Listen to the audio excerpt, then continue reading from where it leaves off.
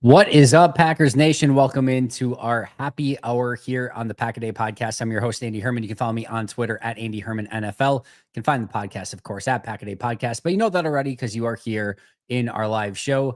Appreciate you guys so much for being here. This will be our last happy hour for a couple weeks. As most of you guys know, I am going to be out of town next week. So no members only Q&A next week. No Pack a Day Live, no Pack a Day Happy Hour. But for those of you who are members, certainly there is a ton of content in advance out there. I have 2 episodes left to record before I get out of here. I have tomorrow's episode and then Sunday's episode, which I'm hoping to record here in the next few hours. So those could be going up very soon as well. But there are episodes with Ross Uglum, Aaron Nagler, Paul Farrington, Paul Brettel, Dusty Ely. I'm forgetting a couple as well, but there's just a ton of stuff that's out there already. So Justice Mosqueda, forgetting one, I feel like, but either way, tons of stuff out there already. Hope you guys enjoy all the content next week while I'm out of office, if you will. And just appreciate all the support again to be able to kind of go and have that excursion next week and spend some time with the family. So again, appreciate you guys a ton. I have about an hour here. I do have to go pick up the kids from summer school at 3:30 Central Time here. So right around there is when I'm going to be getting out of here. But I'll try to get to as many questions as I can in the meantime. And again, I'll say one more time, thanks so much for being here. All right, Dame Got Game. Hey, Andy, just want to say I love your content. Wish I could afford a membership. I like and subscribe. How dynamic do you think Marshon Lloyd is? And who is a realistic comp? Let me start by saying, Dame, I want to be very clear that it is never a prerequisite to be a member or anything like that. I try to provide some perks out there for our members, for those who want to support the channel in that way. But everyone that's just showing up and watching, that is by far and away more than enough. So Dame Got Game, I more than appreciate the support. Like you said, you're already subscribed, liking, commenting, if you're on the audio side of things, giving those 5-star reviews. Those are easy things to do and just, telling a friend or family member about the show. But again, showing up is more than enough, and just really appreciate the support and that you're enjoying the show. That is always enough in my eyes. As far as Marshon Lloyd goes, I think he has the ability to be very dynamic. I love him with the ball in his hands. I loved him in training camp last year. He had the one fairly dynamic run, even in a very small sample size, a season ago in the regular season. He's just a different sort of back. He has the ability to cut on a dime. He's got speed in the open field. And for those who are going to be able to check out the Dusty Evely episode coming up, or if you remember, you can check it out already. We talked a little bit about him as well. And just the fact that Green Bay hasn't had that breakaway speed guy in a hot second, right? Aaron Jones had the ability to, kind of get free, and he was very dynamic, but not a straight line speed guy. And we saw on multiple occasions, sometimes in big scenarios like that 49ers divisional round game, where he just doesn't have that extra gear to get to that next level. Josh Jacobs, definitely dynamic, makes people miss, stiff arms people into oblivion, can juke people out, can do so many different things. But again, you're not seeing a lot of these 50, 60, 70-yard runs from Josh Jacobs because he doesn't have that straight line speed. For Marshon Lloyd, if he gets the ability to get open in the open field or just crease one, he's gone. You're not catching that guy. So I do think he has a little bit more, just pure speed in the open field, can catch the ball out of the backfield, can cut on a dime. I really do believe that you guys are really going to enjoy watching Marshon Lloyd play football. He's really, really fun to watch. Now, some things that he's going to have to take care of on his side so he can get on the field more and be that dynamic running back. Number one is, of course, just staying healthy. Number two is making sure his pass protection is good, because it's tough to get on the field if you can't pass protect the way that the team wants you to. So that's going to be big. And then, well, it has not shown itself in Green Bay in training camp and preseason for the little bit that he played, regular season, little bit that he played. We have not seen him fumble, but it was definitely an issue for him in college. So holding on to the football, pass protection, staying healthy are the 3 things that he has to take care of. If he can take care of those 3 things, he has the ability to be a very dynamic running back. I don't know that I have a great comp for him off the top of my head. Just know he has the ability to be a very fun playmaker for Green Bay in the backfield. Grable424, thank you so much for becoming an all-new Pack a Day podcast member. And Mike McGee, thank you so much for gifting a membership. Appreciate you guys a ton. Happy Friday, Andy. Matt LaFleur is 11th in my book. Stefanski has overcome much more than Matt LaFleur. Also, defense has been terrible most of his tenure, as well as special teams. If we're just counting offense, he is top 5. Yeah, again, we talked about this with Justice, talked about it a little bit with Dusty Evely as well, again, for the episodes next week. To me, Matt LaFleur is firmly in the top 10 in coaching, and he's probably closer to 6 or 7 for me. I went through it with Justice, so I don't want to go through it in too much greater detail as well, but There's probably 8, 9, maybe 10 coaches who I think are in that conversation. I like Stefanski. I just would not put him above Matt LaFleur. And I would put Matt LaFleur above some other people like a Sean McDermott, right now above Mike Tomlin, amongst some other ones as well. So to me, again, it's closer probably to 5, 6, 7 than it is to 10, 11, 12. But to me, firmly in the top 10. And I would have a hard time getting 10 coaches above Matt LaFleur that I would take at this point in time. And quite frankly, if I'm just talking about Green Bay, I don't know that there's 5 or 6 coaches that I would take in Green Bay ahead of Matt LaFleur. Regarding John Harbaugh and Tomlin maintaining their job long term, and if they are let go, would be hired immediately. Eagles fired Peterson after winning a Super Bowl. Sirianni has been to 2 Super Bowls.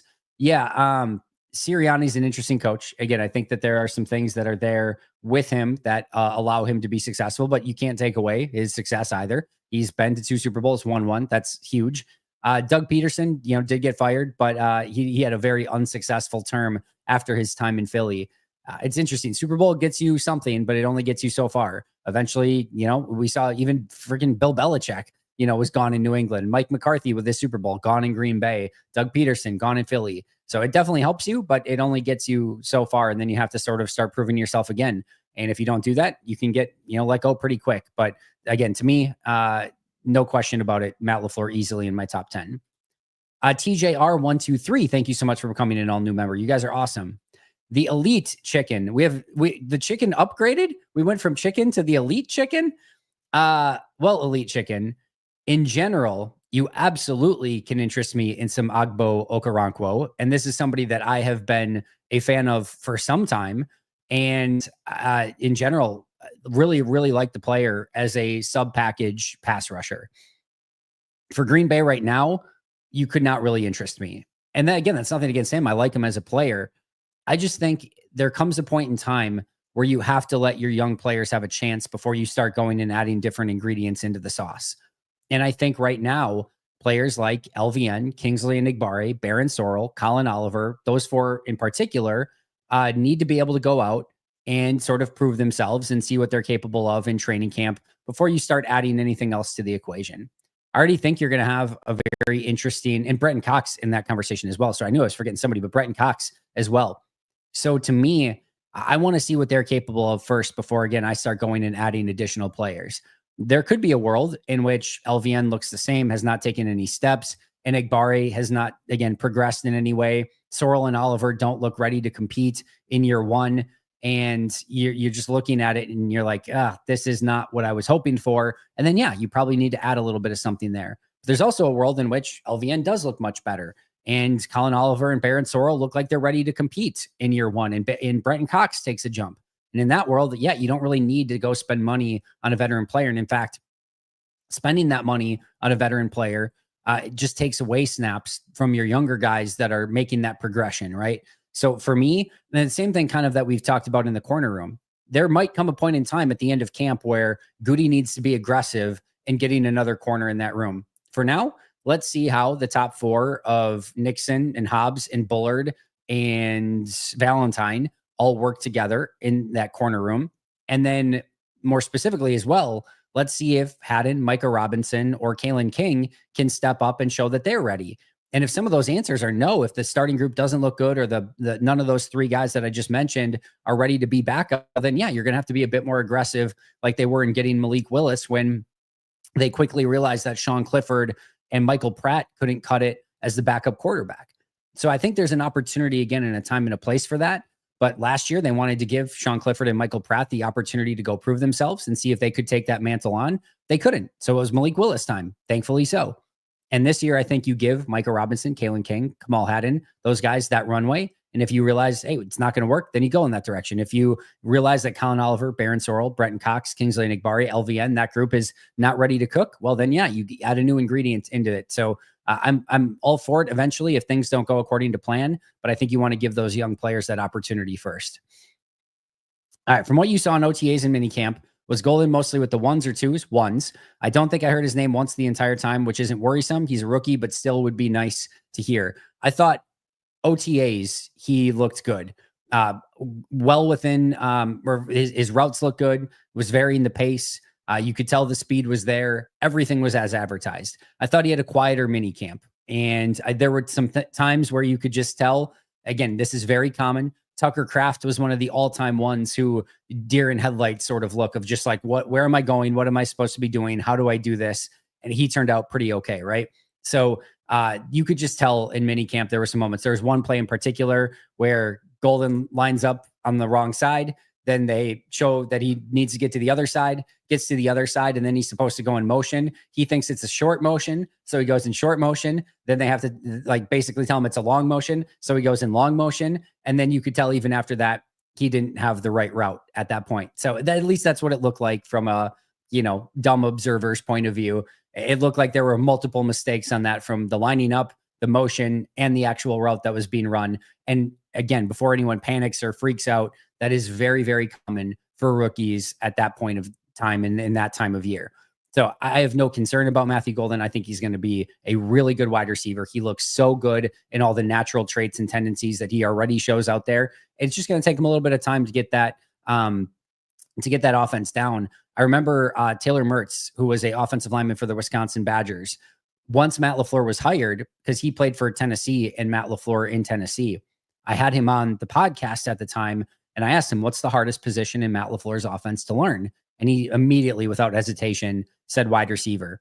And with Matthew Golden, he's going to be inside, outside, XYZ, lining up all over the place, multiple different assignments, multiple motions, short motions, quick motions, gadget plays, end arounds, reverses, plus not only your blocking assignments on the outside for some of the plays, not to mention your depth of target, all the audibles, all the checks, everything. Matt LaFleur has a very specific way too of how he wants these guys to line up, the footwork, all of it. It's a very difficult position. So it's not uncommon, again, to have a little bit of that deer in headlights sort of moment, especially in OTAs and minicamp. Thought he looked really good in OTAs. And again, just a couple hiccups here and there at minicamp. I have still extremely high faith in Matthew Golden. And I think training camp, you're going to start to hear his name more and more often as time goes on. Scott, thank you for becoming a new member. The Man 5705, thank you for becoming a new member. You guys are awesome. This should be a SmackDown watch. Is SmackDown on right now? Oh, is it overseas? Is that why it's on early today? I would like to do a wrestling watch along. Oh no, it's at 7 p.m. tonight. I don't know, maybe it's on before, but yeah, it looks like it's on at 7 p.m. tonight. But yeah, I would love to do, I would be doing an AEW watch along though. So like All In, I would love to do an All In watch along. I think that'd be actually really fun. Maybe I'll do that at some point for an AEW pay-per-view. I was watching your episode with Justice where you were talking about potential trades along the offensive line. You remarked how the Packers seem to be setting both Belton and Jordan at tackle. Do you think this is more of a minicamp thing? Will Jordan still be the sixth man up no matter what, no matter who is injured, even if they have to shuffle Ryan to center, etc.? Yeah, I wouldn't read anything into the positions at this point in time. I mean, I guess a little bit, right? And some of them are obvious. We know Rashid's going to be at left tackle. We know Banks is going to be at left guard. When Jenkins comes in, he's going to be center. Monk will practice at center and guard, but center in the time being while Jenkins is out. Sean Ryan's going to be at right guard. Zach Tom's going to be at right tackle. But some of like the backup stuff, they rotate that pretty well. I think with Belton, I think they made a mistake last year with Jordan Morgan. And that mistake was in minicamp and OTA, they threw him everywhere.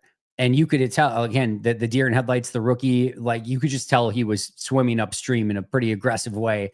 And that was just a lot to put on his plate. Played left tackle the entire time in college. Now he's at left tackle, left guard, right tackle. They were moving him everywhere.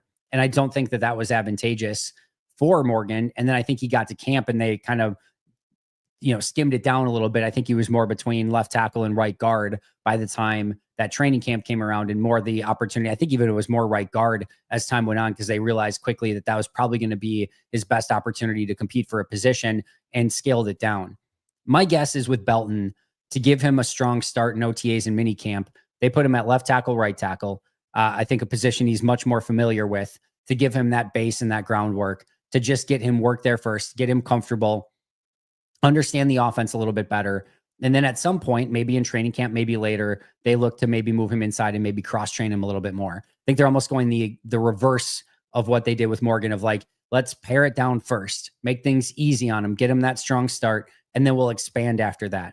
So I wouldn't read too much into Belton right now. I will say that, he was a tackle in college. They drafted him as a tackle, and that certainly could still be his primary position. But I would expect at some point he'd get some time at guard. And Jordan Morgan did get time at both left tackle and right guard in OTAs and minicamps as well.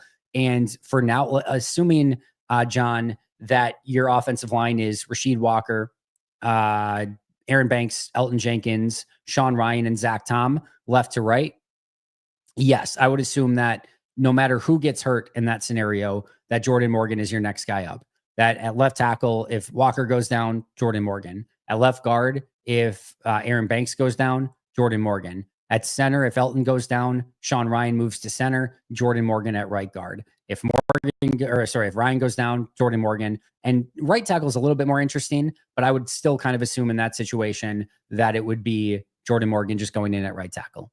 So yes, I think he's probably the next guy up no matter what in that situation, unless of course he's starting and then there could be a little bit different shuffle after that if that were to be the case. All right.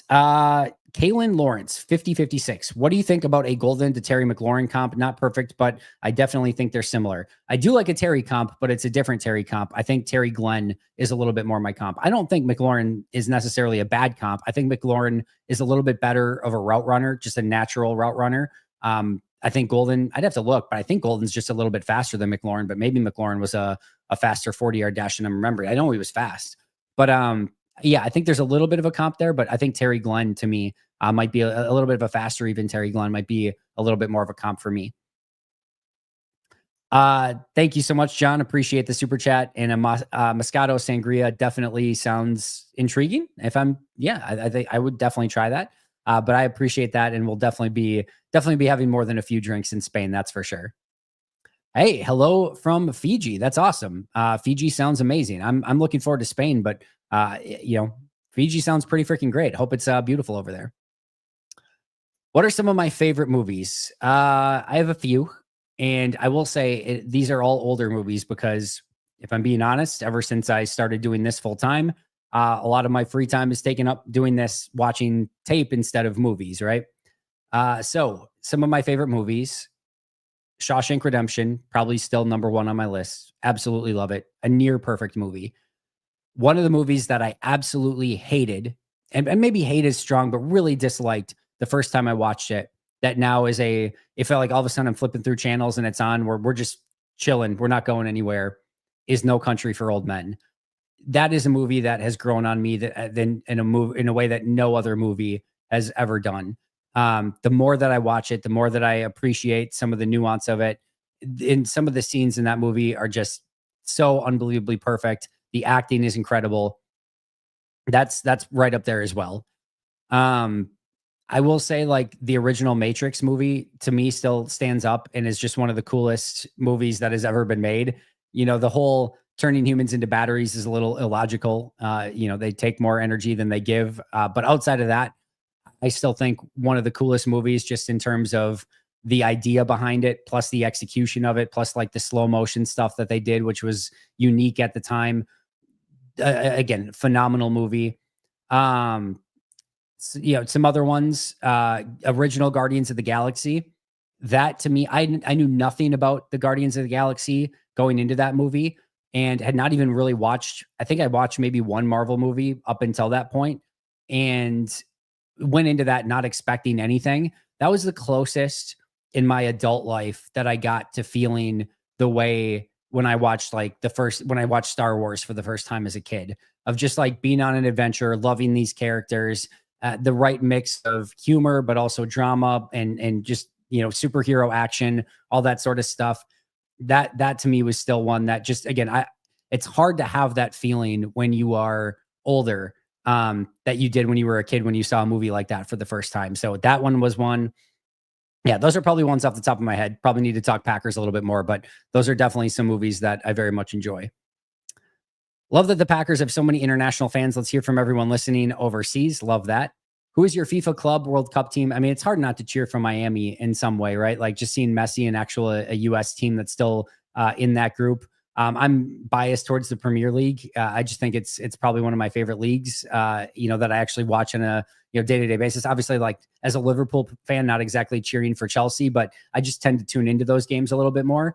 But I'll just take Miami and Messi just because it's the U.S. side of things, and Liverpool's not in it. So if Liverpool was in it, that would be a totally different story. But when it comes to soccer like that, I love watching it in the background. And I think now we're to elimination games, so I'm going to try to have as much of the Club World Cup as well as the Gold Cup on as I can, just kind of in the background as I'm doing stuff over the course of the next couple of days. And then, of course, on vacation, it might be a little bit tougher. What player do you think will surprise Packers fans the most? That's a really good question. I think we kind of talked about it today, Steven, on the episode of the X Factors of how many players have so much just variety in their outcomes, how much variance they have in the outcomes of what they could be this upcoming season, that I think the answer could even surprise me. There are so many players that if you said took the step that we think that they're capable of, could have, either Pro Bowl or near Pro Bowl type seasons, Pro Bowl adjacent. And at the same token, if we see some of those players take steps back, like we unfortunately did this past year, could be going from this could be a Pro Bowl player to do they have to replace this player? Like that's the high end variance with so many of these players. I think Marshon Lloyd could be on that list. I think Luke Musgrave could be on that list. I think Jordan Love could be on that list. I think he could really surprise at such a high level that it really takes people aback, by storm, just totally surprised with how good he could potentially be. I still think there's a lot in Dontavian Wicks. If you can just catch the ball, just get that guy the best pair of gloves you can possibly buy, I guess, at this point. I think Edgerrin Cooper could take a significant step. And again, some of these aren't surprising names, but I'm not necessarily saying it from you'd be surprised if they took a jump. I'm saying how big the jump could potentially be for some of those players, I think is noteworthy. So this could go in so many different directions.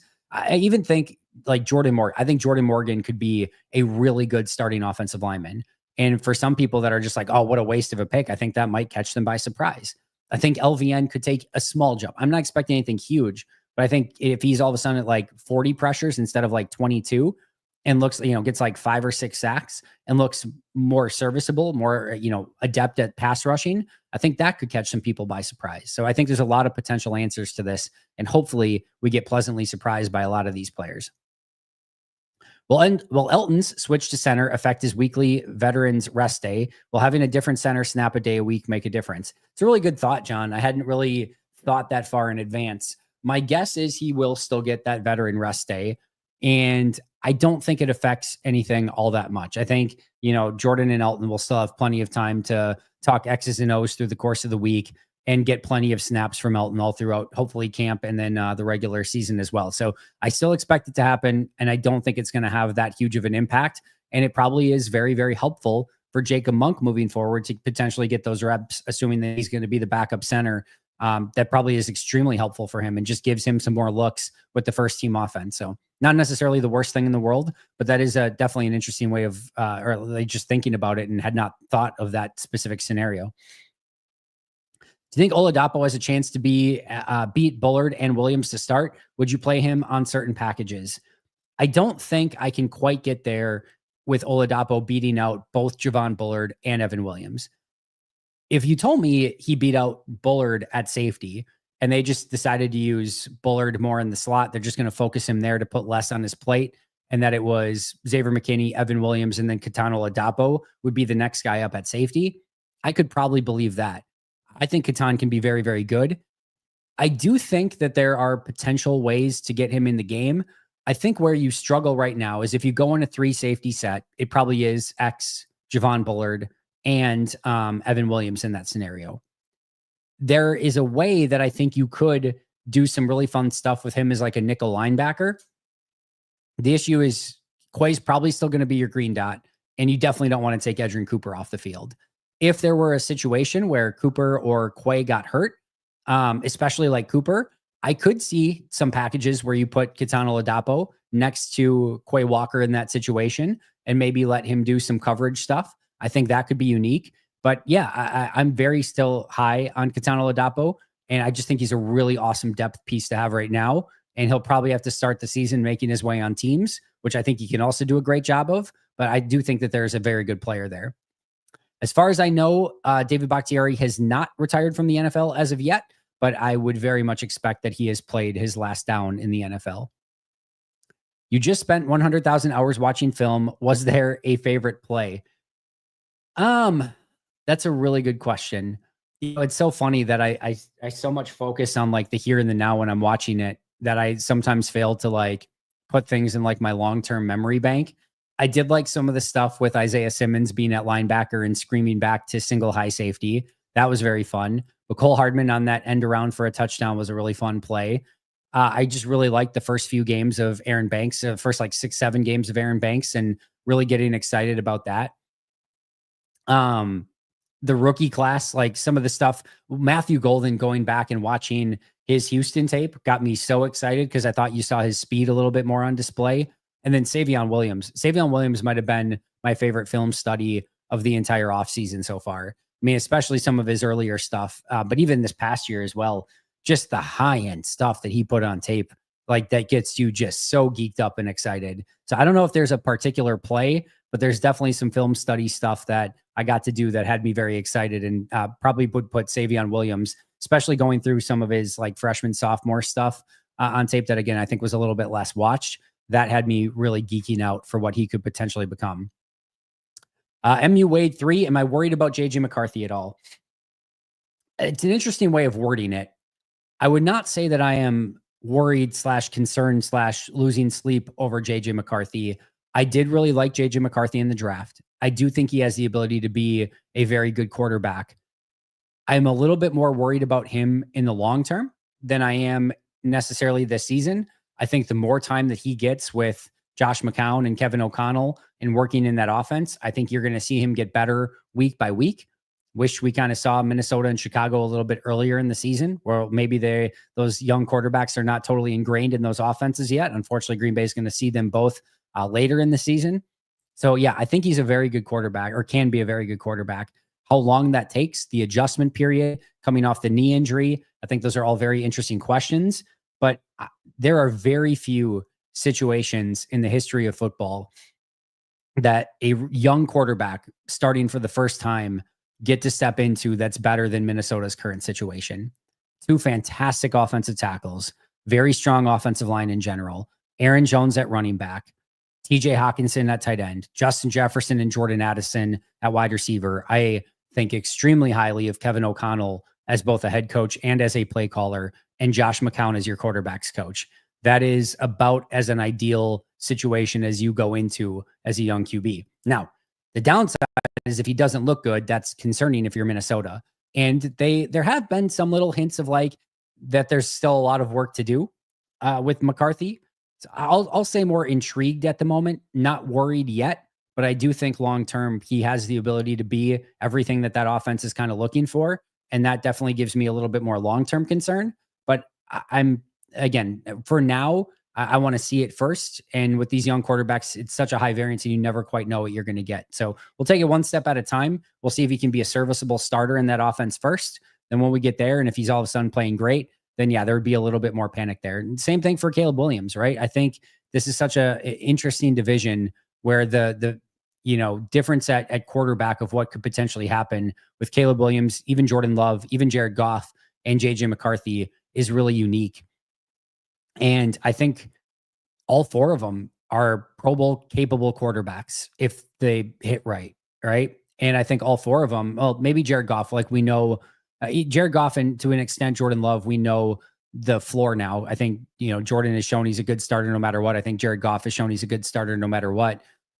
With Caleb and with McCarthy, there's a little bit more of an unknown there. So I think it's just a very interesting quarterback division. Excited to watch all four of them, see how they play this upcoming season, specifically Goff too, without Ben Johnson at the helm calling the plays and kind of designing everything. Jerry, thanks for the chat. Have a fantastic trip to Spain, Andy. I visited Madrid and Seville for the first time in November, and it was spectacular. We then flew to Rome and watched the Packers-Bears game at a cool pub there. I have been to Rome. I loved Rome. I'm going to Madrid this time. We are starting off in the Canary Islands in Tenerife and then going to Madrid from there. We may venture out from Madrid a little bit as well. So that's kind of the plan over the next week plus, and very much looking forward to it and appreciate the kind words, Jerry. Glad you had fun in Spain as well. Rankings of coaches does not matter. Winning matters. Ranking best losers is a waste of time. Yeah, I mean, I think sometimes it can be entertaining and good conversation and good conjecture. We get the season to actually play out to see who is the ultimate best team, coach, player, quarterback, etc.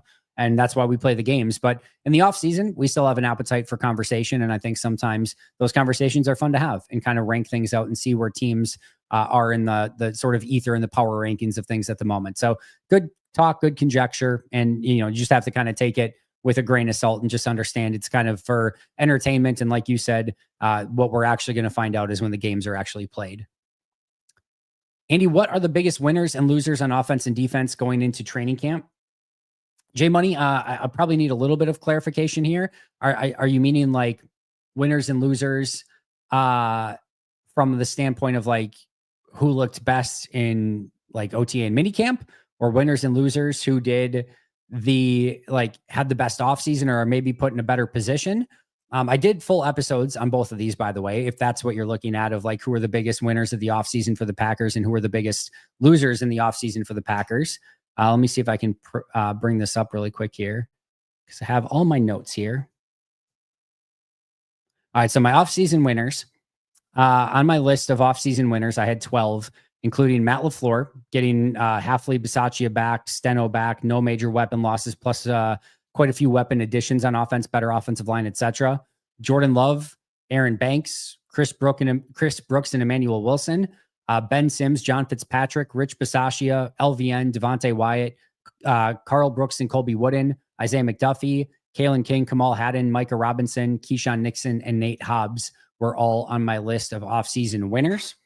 Losers were AJ Dillon, Christian Watson, Romeo Dobbs, Malik Heath, McCole Hardman, and Bo Melton, Josh Myers, Rasheed Walker, Sean Ryan, Kingsley Enagbare, Brenton Cox, and Aaron Mosby, Anthony Campanelli, the linebackers, because Anthony Campanelli left, Jair Alexander and Javon Bullard. So those are my offseason winners and losers. Again, have full episodes out for both of those if you want a little bit more detail as to why I chose those players on each side and coaches. Chances of a Zach Tom touchdown this season, I would put it under 2%, maybe a 1% chance, probably under 1%, probably a 0.1% chance. I'll put it somewhere in that regard. With the Haddon versus Robinson versus King roster battle, can you rank Half's scheme fit and special teams value? Yeah. I think all three fit pretty well in Jeff Hafley's defense. I would probably put Micah Robinson maybe on the top of that list, although I do think Kamal Haddon can play outside zone corner pretty well. I do think Kalen King can play zone and man and play a little bit more in the slot. But again, I give Micah Robinson a little bit more with that straight line speed and just kind of following, a similar sort of body type of like a Keyshawn Nixon and just kind of what he brings to the table. So I think all three of them can potentially be fits, but I'll kind of go with Micah Robinson there. As far as special teams, I would probably go Micah as well. Haddon has really not done it. When he hasn't done well at it. Same thing with Kalen King. And then Micah Robinson does have some experience in college doing it, although if I remember correctly, I think it was a little bit of a while back. So Micah Robinson, if he can get healthy here, actually has quite a few advantages. He's younger, was the more recent draft pick, has more years of team control. Again, I think he's a scheme fit, a little bit faster than the other two. I think he has a little bit more special teams value than the other two. So I actually do think Micah Robinson has some inherent advantages to making this team, but of course he's going to have to go out and prove it as well. Higher draft pick for trading Romeo or have him on the team to help them get the comp pick? Yeah, I'm not concerned about the comp pick or the trade value in return for Romeo Dobbs. I just want good players on this team. I think you have to make the ultimate decision of, are you trying to win football games this season? A comp pick or a 4th round pick, 5th round pick, or whatever it is that you get in return for Romeo does not help you win football games this year. Romeo Dobbs does. I think he has a great connection with Jordan Love. And as soon as I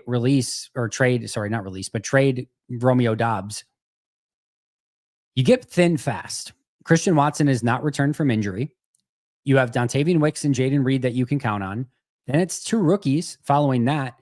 And yes, you have like McCole Hardman and Malik Heath and Bo Melton, but those are guys that you want as kind of your like 5th, 6th guys, not next guys up at the moment. So to me, before you get Watson back and not counting on maybe some of those guys that you'd prefer towards the back of the roster, probably not having to count on your rookies quite as much. Yes. Do I feel like you can get by with Golden and Wicks and Reed? Sure.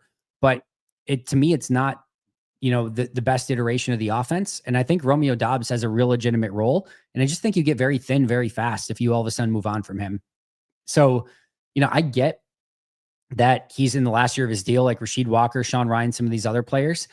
I don't care. I want these guys on my team. I'm trying to win this year. And I think Rasheed Walker, Sean Ryan, Romeo Dobbs, those players, Malik Willis, like they helped me win this year. And so I'm not really looking to move on from talented players. I'm trying to go out and win a Super Bowl instead. So that's kind of my view on it at the moment. Now, if they're 2-6 or 2-7 and whatever it is at the trade deadline, all right, now we're gonna have a different conversation. But hopefully that's not what we're going to be discussing. How many losses will we need to have for you to be concerned about the future of this Packers team? And if we finish third or fourth in the division, what would we need to change? Well, I think the season would tell us what we would need to change, right? Where were the failures? I think that will tell us inherently what needs to change. The first thing I will say is it depends on how you got to that many losses.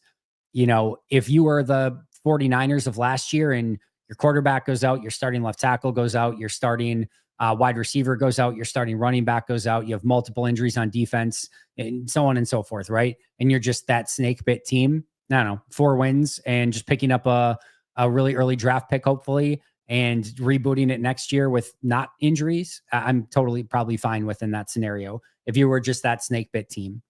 Now, if you're 7 wins and everything, 7 wins or less, and your everything was pretty good. Yeah, there's a couple injuries here and there. Of course, there's going to be. Every team has to deal with that, but it's not Jordan Love or your key players, right? Then I think you have to identify exactly what went wrong in that scenario. Was it that one of the position groups just wasn't as good as you thought? Maybe the pass rush just never came along. Maybe the corner group was an Achilles heel of this team. And then in that situation, you try to identify and say, can we get that group better? Was it a coaching issue in that group, or was it we had the wrong players on the team? I think those are things that you could potentially identify. If it were something to the effect of we saw players for the second consecutive season regress and not seen players take steps forward, then to me, that's a coaching issue. And it doesn't necessarily mean you need to fire Matt LaFleur in that situation, but it definitely means that the seat gets hotter, or the seat gets hot, I should say, and you're going to be keeping a much closer eye on that. And you need to see a lot more progression and improvement in 2026. And then I would say, a healthy season with 4 or fewer wins, maybe 5 or fewer wins. And that's where things start getting a little bit more in a panic mode of like, all right, you either bought the wrong ingredients or you have the wrong chef. Which one is it? And you might need to identify that. Again, outside of like a 3-win season where Matt clearly loses the team, loses the locker room, and it's, clear as day, I don't think Goody or Matt are in any trouble this year, really, almost no matter other than that scenario. But I do think that the heat picks up quite a bit if you end up on that lower side of things. So those are probably the scenarios. I don't think any of those worst case ones are going to come to fruition again, unless you're just the snake bit team with injuries. But outside of that, I expect this team to be very competitive, very talented, very good. And to me, it's more of a question of what's that ceiling look like? Or is it another, like 10-7, wild card or divisional round loss where you see signs of progress, but you maybe take one step forward, one step back in a different area of the team, and you just can't make that jump to the next level. And then that comes with a connotation as well. So it's a very interesting season to play out. I was thinking about this the other day too. It's really tough because if you ask me in general, if the Packers don't win the Super Bowl, can they have a successful season? I'm apt to lean no. Like, it's just such a zero-sum game when it comes to this stuff in football, where it's hard to say a season was successful when your goal is to win a Super Bowl and you don't win a Super Bowl. But my God, is that an impossible bar? Not impossible, obviously, but like it is a insanely difficult bar to reach. And I was really thinking the other day of like, how do we change this narrative in some way? Like there has to be a difference between it not being the successful season that you want, but also it not being a failure. Like, and I think 2 years ago when they beat the Cowboys in the playoffs and then lost to the 49ers, like I would argue that was a successful season for that team. Last year, losing your final 3 games and losing in the first round of the playoffs to Philadelphia, I would argue was not a successful season, is the way that it ended. So I think, it's a really tough bar with needing to win a Super Bowl to gain, the level of quote unquote success that you want. But I don't know like what the perfect answer is, because I do think that that's the bar. I do think that you do have to go into the season like with that as the goal. And if you fail to reach that, there is some level of disappointment. But am I expecting them necessarily to go and win a Super Bowl? No, I think it's probably like a 5% chance or something like that. So how do you reconcile this idea that like the only thing that's going to make you happy and the only thing that would really make it deemed a successful season is a Super Bowl, but going in like it's probably a 5 to 8% chance at best that they can actually win it, and that there's a 92 to 95% chance that it's going to be an unsuccessful season? I don't have a great way of reconciling that or even defining it. It's just something that's been on my mind. If we have to figure out a different way to define going into a season of like what's acceptable, what's successful, what is good, what is ugly, what is bad. And it's just, again, it's an interesting dynamic when it comes to sports, because yeah, we all want that championship, and anything short of it is always a bit of a bummer and a disappointment. But yeah, I don't even know where to go from there. I don't have anything to add on top of it other than it's a confusing sort of concept to think about, and it's a really tough bar to try to clear. Have you considered grading players a year removed from the Packers to see if it was correct to move on from guys like Savage or Runyon? It's an interesting concept. I probably haven't like sat down and thought of it. I kind of try to keep an eye on their PFF grades just to see, did Green Bay make a mistake or not? I don't think that I have an appetite for going and looking at it more than that, to be honest. I think, having the access to just PFF grades, I think it gives you at least like a taste of it, of like, if all of a sudden like John Runyon Jr., Darnell Savage were like 90s level players for Jacksonville or New York, right? From a PFF standpoint, I would probably want to go and watch and be like, all right, what happened? How did they get that good? What did Green Bay miss? And I just think inherently, without even having to go back and watch the tape incessantly, like we kind of know, right? Like Micah Hyde, Casey Hayward, big mistakes. Most of the time they have not been. Most of the time the players moving on have not been as good as they were in Green Bay. And you kind of have a feel for that too. So I just think it depends. But, I think Micah Hyde, Casey Hayward were two of the big examples of that. And I do know I did go back and watch, I think, a little bit of Casey Hayward tape after he left. I don't think I did with Micah Hyde. But it's an interesting concept, but I think we have enough sort of resources and just feel for it to know whether or not Green Bay kind of got it right or wrong. Simmons, Walker, and Cooper linebacker trio. What do you think they will do next season? Yeah. First of all, I would not. Let's pump the brakes on Simmons just a little bit. Based on his tape overall, you don't probably want him at linebacker a ton. I'm not saying that it's impossible that he could have a breakout season or, really perform better in Green Bay in a Jeff Hafley defense. That's within the realm of possibility. But I think to start off with, A, you're going to be in two linebacker sets the vast majority of the time. B, you're really hoping that that's Quay and Cooper and that those two are playing at a high level. And then C, the third linebacker spot right now is Isaiah McDuffie's. And even after that, Tyron Hopper and Isaiah Isaiah Simmons are on the same wavelength of trying to compete for any snaps after that. So I think as of now, Simmons is going to have to earn his way on the team and is probably going to have to make his way on special teams, where I think he can be an absolute stud, by the way. But that's probably where it starts. As far as the linebacker core in general, I think this comes down to, can Edgerrin Cooper take a step, or at minimum avoid taking any step back, because he was a stud by the end of last year? And is the Quay Walker that we saw for those few games in the middle of the season before he got hurt, if that's the real Quay Walker moving forward, you should be very excited. And I think this linebacker group can be really, really good. If Quay just kind of has the normal ups and downs and, isn't quite the player that we saw in those few weeks, then it's a little bit maybe more disappointing. And you always have to look for a sophomore slump. And you have to remember too, Anthony Campanelli is gone from that group. So I'm optimistic, but I still think there's certainly a lot of questions that need to be answered with that group. I was watching Mina Kimes' podcast, and she had the Packers in her top 10 offensively and defensively. Do you think Green Bay can be the top 10 on both sides of the field? Absolutely. Absolutely. In fact, I think I would be a little bit disappointed on either side if they didn't finish at least 10th. I think the offense has the ability to be top 5. I think the defense probably in that, 6 to 10 range, somewhere in there, probably maybe more 8 to 10. But it wouldn't stun me if Green Bay got better on defense and got into that top 5 category. And like I said, I think Green Bay's offense very much in top 5. I think if you told me that, even if both were 11th, still not terrible, right? But I would be disappointed with either of those finishes for either side. So yes, I do think both sides, or I would put in the top 10 right now. And my hope and just desire would be that both of them end in the top 10. And I think those are fair, sort of expectations to put on both sides of the ball.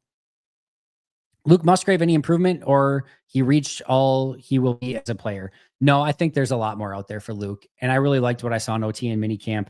More of just, again, him slowing the game down a little bit. And we've talked about it, but his ability to slow the game down will allow his speed to come out, if that makes sense. I think sometimes he just tried to do a little bit too much, was his mind was almost working too fast. Kind of joked like a baby giraffe on ice, just kind of skating around, not exactly getting his feet underneath him. I think if the game slows down for him and he can stay healthy, I think we could see a pretty big jump from Luke Musgrave. But as I've said all offseason as well, the idea of Luke Musgrave has been better than the execution of Luke Musgrave so far. And I think we need to see that jump this upcoming season. And hopefully that takes place. Again, liked what I saw in OT and minicamp, and hopefully that carries over into training camp and beyond. And most importantly, that he can just stay healthy this upcoming season. Bill Brasky, you son of a... to me, the biggest problem the Packers need to fix this offseason is addressing the first half offensive performance against good teams. Yeah, I've talked about this. In fact, I talked about it with Dusty Evely yesterday when we chatted. For me, Matt really likes to get into the minutia of what does the other team do poorly? What can we attack? What is the other team's weakness? And I just think there needs to be a little bit more intentionality with what your team does well rather than what the other team does poorly. Because we saw some times last year where I forget which game it was, but he was expecting a ton of zone coverage, did a bunch of zone beaters. And after the game, he was like, yeah, they played a bunch of man and we didn't really see it coming. First of all, that's not acceptable. You have to be able to adjust in real time. You've run man beaters, zone beaters. You know how to do all that stuff. So adjust in real time. But the other thing is like, screw it. I don't care what the other team is running. What does your team do well? What can you execute on and make it so that the other team has to stop you rather than you adjusting to what you think they're going to do? And I think Matt can have a little bit more intentionality at the beginning of games of saying, we're going to run our stuff.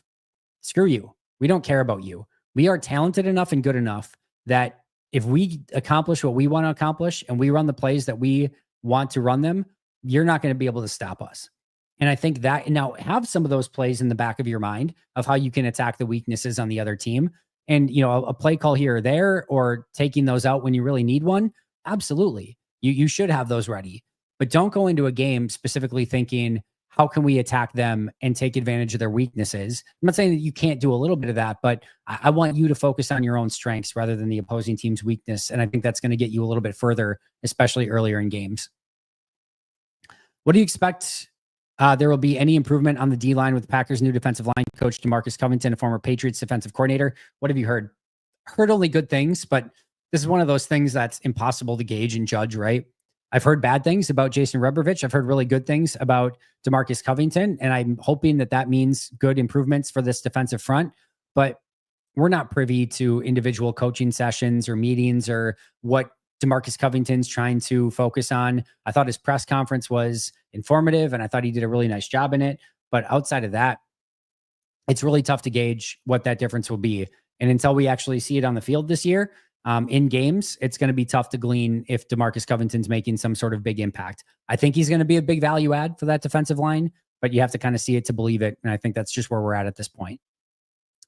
What brings you the most joy when a Packers star goes scorched earth to win almost single-handedly, or when a relative nobody makes a single huge play to win the game? Probably the latter, John. I talk about it from time to time. One of my favorite all-time Packer plays in the history of the world is Jarrett Bush's interception in the Super Bowl. I can't say enough of like how that player was hated at times in Green Bay, and he was never really supposed to be this big defensive back, a special teams guy that had to fill in from time to time. And anytime he got in, he would give up a play and people would hate him and berate him. And it's like, dude, like he's a special teams guy that is like an emergency sort of DB, and he's not as bad as you think. And then for him to get in the Super Bowl and fill in for Charles freaking Woodson and come up with a massive interception in that game is one of my favorite plays up in, to this day.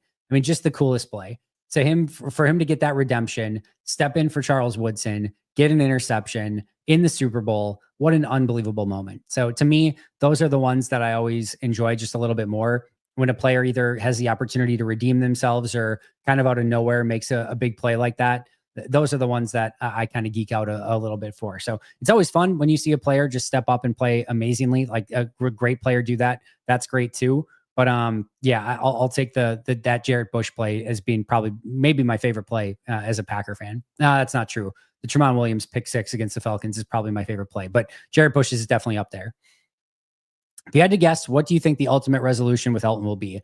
I think they throw him a small bone, like a small like incentive for this season. Maybe if he makes the Pro Bowl or a Super Bowl, he gets a couple million extra dollars or something like that. I think they'll maybe put some incentives into his deal. Just try to get him to just give him something, right? And if he does that anyway, you're not really too upset about it. He comes back. You still have the flexibility next year to do what you want to do as a team, and you kind of move on. I don't think you necessarily want to just leave it as is. He's clearly not happy with the current situation. I don't think you necessarily want to set precedents of giving him like more guarantees or anything like that. So throw him a couple incentives or something like that, and just kind of go from there. That's my hope, at least. I think that makes sense for both sides. Make it so that if he does two things that you would be thrilled with anyway, again, selected Pro Bowl or All Pro, or getting to a Super Bowl or something like that, you're fine paying him a couple extra million. And I would just kind of go about doing it that way. What's your favorite all-time Packer coach other than Matt LaFleur? I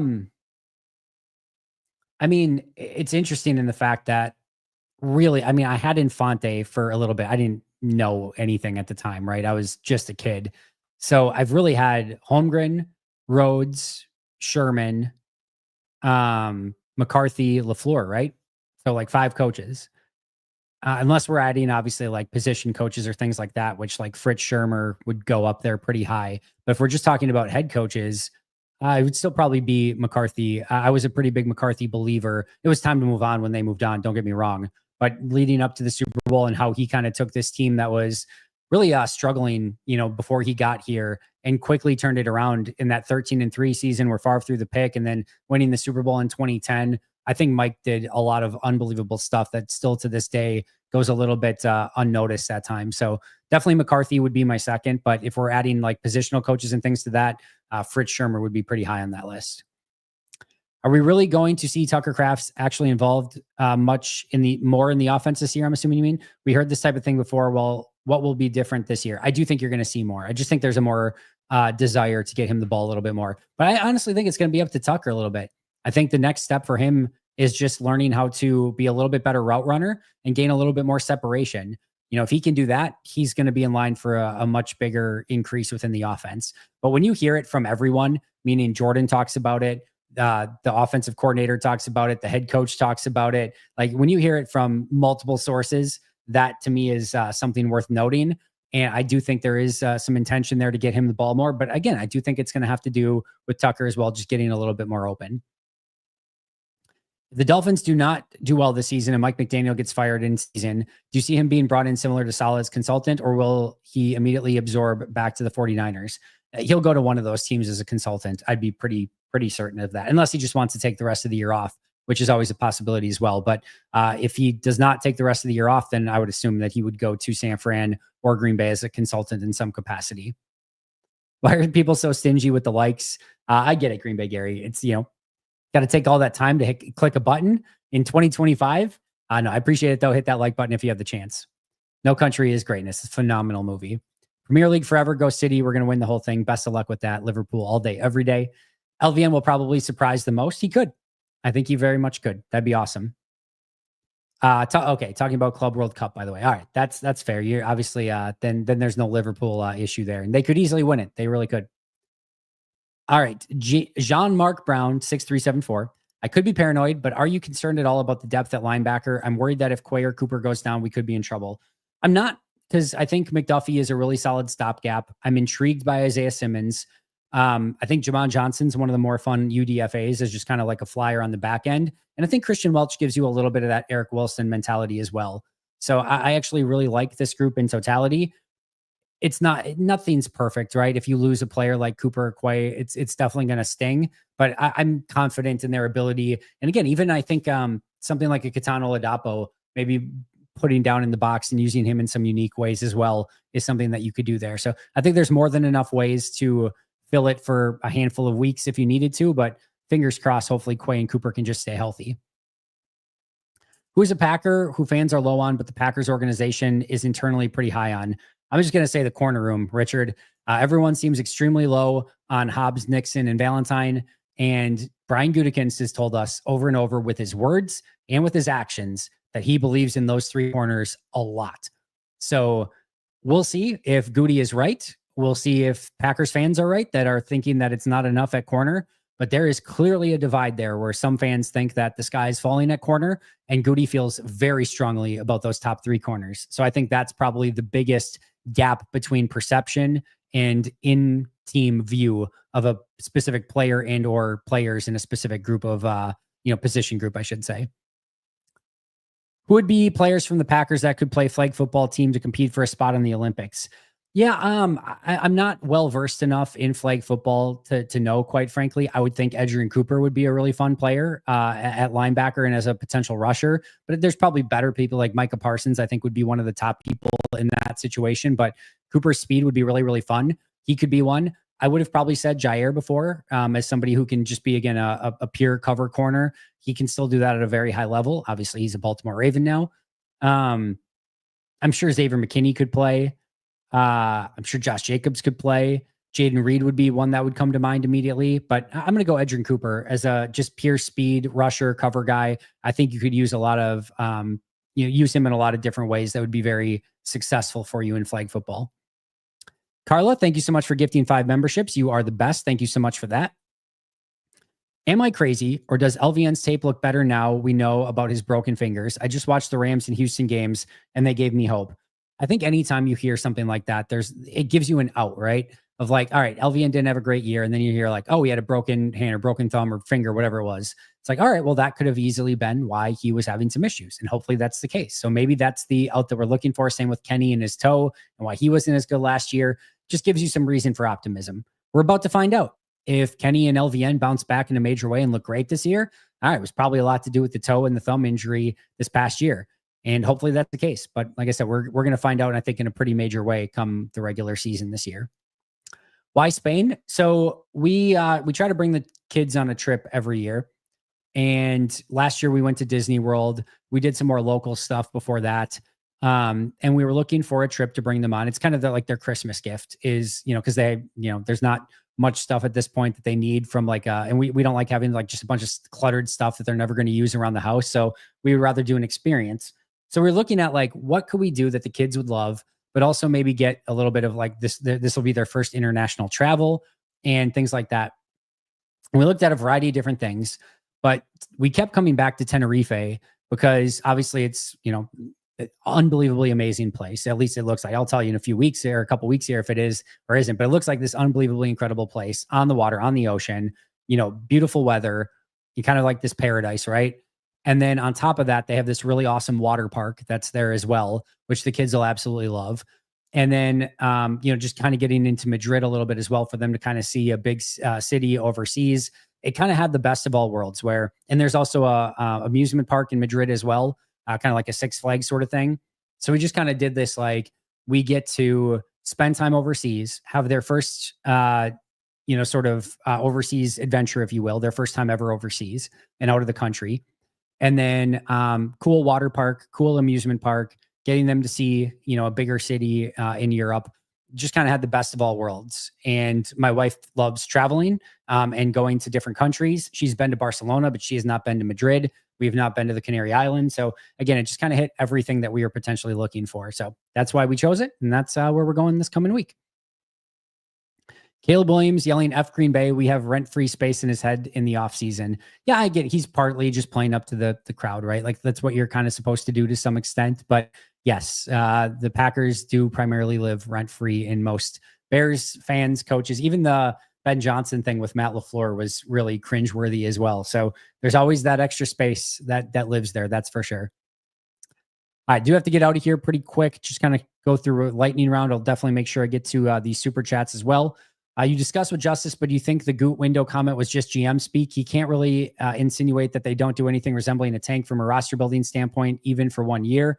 Yeah, it's interesting. I don't know what's obviously going inside his head. I do think Justice is right that they clearly have some difference. Like they weren't they were willing to sell Rasul Douglas in the year where they didn't start great, right? And they knew that their window wasn't open at that time. They were willing to keep things together and get guys like Whitney Merciless and some more, mercenaries at that point in time when they were willing to compete. So I think there's something there. I think what he's probably more referencing is that he's not willing to sell out entirely, meaning, gamble a bunch of future draft picks and a bunch of future salary cap and do everything to go in for one particular season, which I understand that a little bit more. But again, without being in his head and knowing for sure, it's interesting. And in general, I'm still a pretty big believer that you do need to open a championship window. And if you don't, you're going to always be the bridesmaid and never the bride. But we'll see. And there's no perfect formula for this stuff. And hopefully Goody has a good read on everything. All right. Let's see here. Romeo is the first down maker. I also think he has a lot of ability in the red zone as well.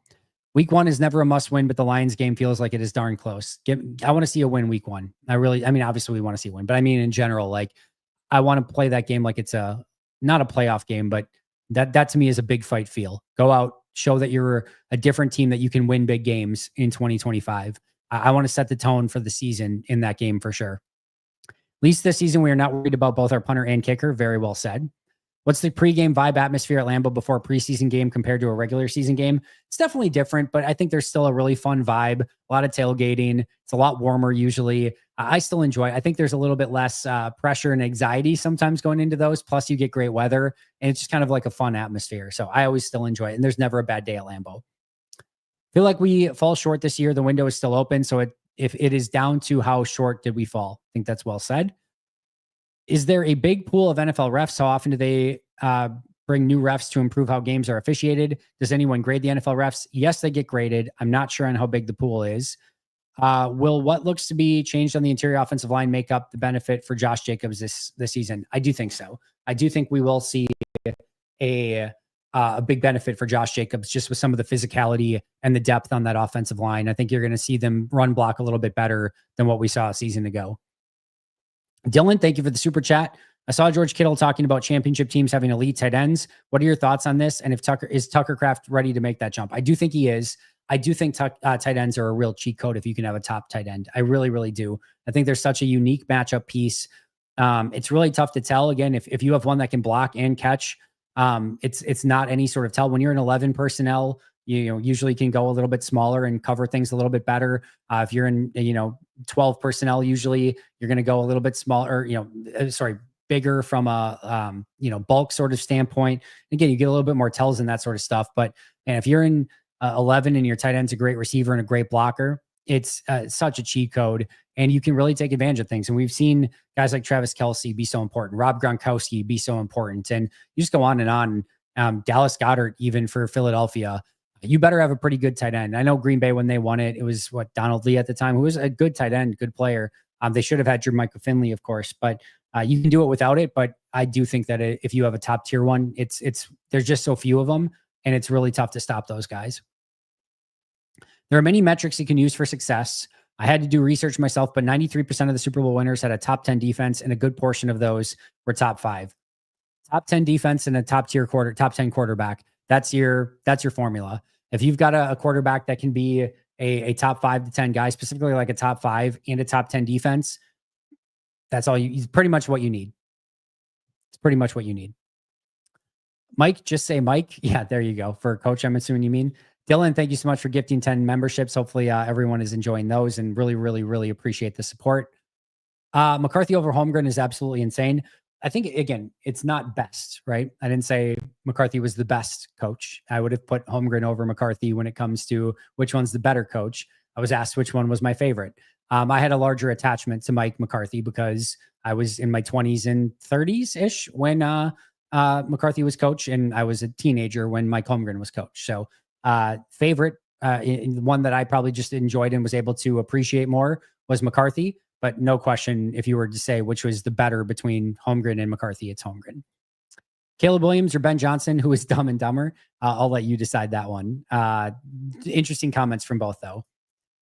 Eddie, I'm not sure which Eddie we're talking about. Eddie Lacy? Do you think any team will sign Justin Tucker this year for a playoff run? I don't think so. I think he'll probably be done. I think he'll get kind of shadow banned out of the league. Looking at the schedule, unless he gets exonerated in some way. Looking at schedule, Packers got their work cut out for them. No AFC South in the schedule this year. The schedule in the NFC North in totality is brutal. No question about it. Holmgren had to coach from scratch, and his offensive mind was superior. Again, not going better, just going which one I enjoyed more. And again, it's more had to do with my age at the time. Hopefully Gary bounces back and has a strong year this year for sure. I think that's definitely the hope. I think he's a very talented player. I think we all want to see a little bit more from Gary this year. Go Pack Go, go Pack Go. And Ted is a brand new member. Thank you so much for that as well, Ted. All right, time to go get the kids from summer school. It's going to be a couple weeks. We'll do a members Q&A as well as a happy hour the week that I get back. So I think like July 9th and 11th, we're probably looking at. So I'll see you guys in a couple weeks. Have a couple more episodes to record for tomorrow and Sunday. All of the next like week and a little over a week, like eight or 9 episodes are already out there for anyone that's a Pack-A-Day member. Some of you guys just became members, so you can go check those out. I'll see you all very, very soon. Enjoy your weekend. But until next time, and as always, go Pack Go.